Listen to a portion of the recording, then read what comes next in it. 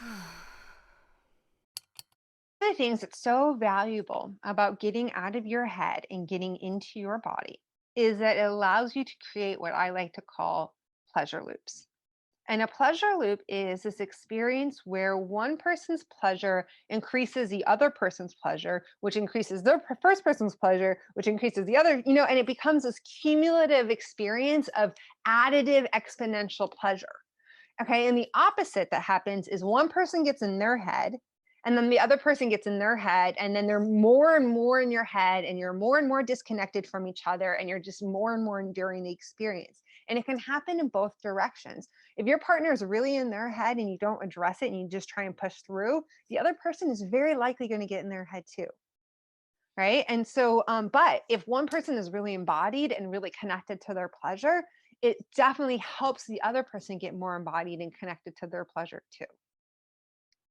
And so I think that if you're in your head, I don't want you to feel like you have to do it, meaning getting out of your head by yourself. Sometimes you just need to name the elephant in the room. I'm in my head right now. Can we cuddle? Can we take a break? Can we pause? Can we slow down? Can we try something different? Can we talk about it? Whatever it is, bring them in on your experience, so that it's bonding, it's connective, and you can get some support to see if you can get out of your head. Maybe they can help you with it. And then also that prevents this kind of disconnection loop that happens because at least they're not thinking it's their fault or they're doing something wrong. They're actually, you're shifting the dynamic of it being this unstated but still felt experience.